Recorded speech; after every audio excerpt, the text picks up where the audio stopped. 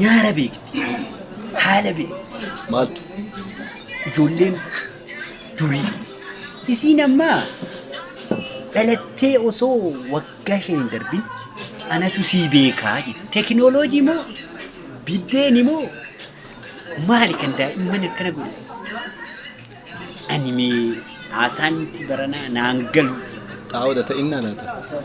Xaa'oon isoo waddade isa ta'innaa laata? Ijaa gatii isaa dabalee daa'imman garaa keessatti isas miti. Waan tokko laata jedheen shakka. Waan tokko laata jedheen shakka. Innis immoo miidiyaa mana keessa taa'u sana. Haa ta'u ijoollee wanti yakkeera foonidha. Yoo itti himte dhageessu gurri duude.